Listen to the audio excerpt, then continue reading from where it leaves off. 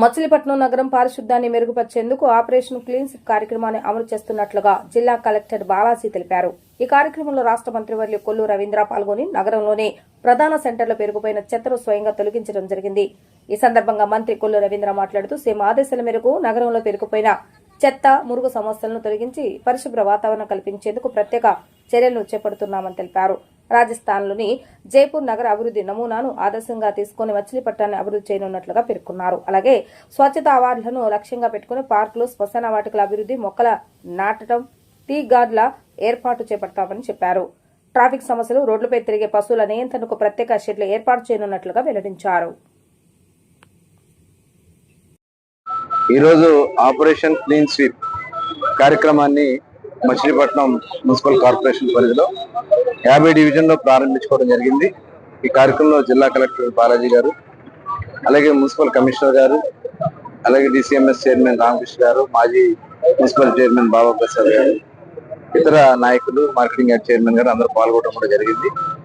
ముఖ్యంగా ఈ కార్యక్రమం యొక్క ముఖ్య ఉద్దేశం, గౌరవ ముఖ్యమంత్రి చంద్రబాబు నాయుడు గారు రాష్ట్ర వ్యాప్తంగా ఉన్నటువంటి ఏదైతే మున్సిపాలిటీస్ ఉన్నాయో అన్ని మున్సిపాలిటీస్, మున్సిపల్ కార్పొరేషన్స్ పరిధిలో దాదాపు 123 ఉన్నాయి.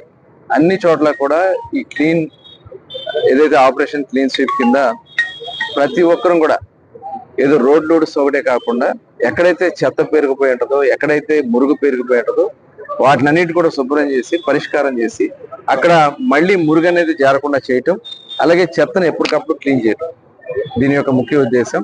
ఎందుకంటే ఇది జైపూర్ లో, రాజస్థాన్ లో ఉన్నటువంటి జైపూర్ మోడల్ గా తీసుకుని దీన్ని మనం ముందుకు వెళ్ళాలని చెప్పడం జరిగింది. ఎందుకంటే ఇవాళ కేంద్ర ప్రభుత్వం కొన్ని అవార్డ్స్ ప్రకటిస్తారు.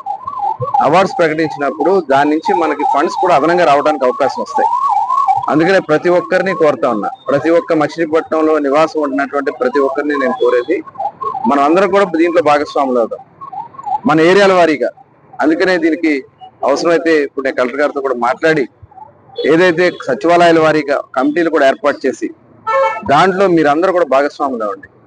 అలాగే అక్కడ ఉన్నటువంటి కొంచెం స్వచ్ఛంద సంస్థలు కానీ, అట్లాగే కొంతమంది ఇండస్ట్రీస్ట్నో లేకపోతే వ్యాపారవేత్తలను కూడా భాగస్వామ్యం చేసి కొంత మన ట్రీ గార్డ్స్ పెట్టి చెట్లు కానీ ఇవన్నీ కూడా నాటుకుని, అలాగే అక్కడ క్లీన్ ఎప్పటికప్పుడు పరిశుభ్రంగా ఉంచుకుంటాం.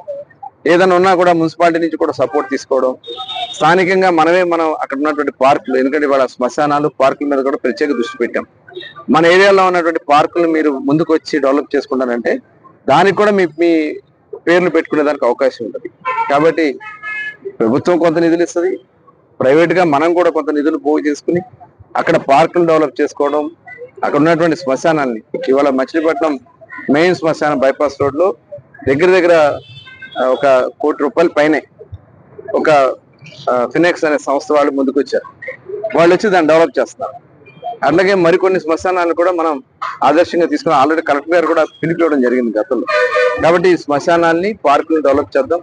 ప్రభుత్వం ఇచ్చే ఫండ్స్ మీద పూర్తిగా ఆధారపడకుండా మనం కూడా చేసుకుని మన ప్రాంతాలని ఈ కార్యక్రమంలో భాగస్వామ్యం చేద్దాం. ఈ నెల రోజులు 7వ నాటికి స్వర్ణాంధ్రప్రదేశ్ ని తీర్చిదిద్దే దిశలో 10 సూత్రాలను ఏర్పాటు చేసుకుంది.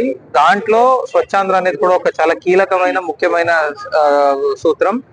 దాంట్లో భాగంగా ఆపరేషన్ క్లీన్ స్వీప్ అని ఒక నెల ఇంటెన్సివ్ శానిటేషన్ డ్రైవ్ ని అన్ని చోట్ల పెట్టడం జరిగింది.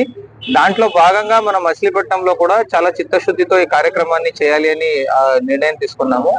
సో దీంట్లో భాగంగా ముఖ్యంగా మనము తరచూ చెత్త పడే బ్లాక్ స్పాట్స్ ని అక్కడ చెత్త పడకుండా చేసి కొంచెం అందంగా తీర్చిదిద్దే ఒక కార్యక్రమాన్ని చేపడుతున్నాము. అంతేకాకుండా ప్రజల్లో కూడాను రోజు మీరు కాసేపు ఒక ½ అవర్ 1 అవర్ శానిటేషన్ కి కేటాయించడానికి అందరూ ప్రజలు ముందుకొస్తే మీ వాడ, మీ ఏరియాలో ఉన్న స్థలమే మీకు కేటాయిస్తాము. ఫస్ట్ రోజు మీరు చేయాల్సిందే సింపుల్ లిటర్ పికింగ్ అంతే. అంటే రోడ్డు పైన పడిన పేపరు, ప్లాస్టిక్ ఇలాంటిది తీసి మా వాళ్ళకి హ్యాండ్ ఓవర్ చేయడము.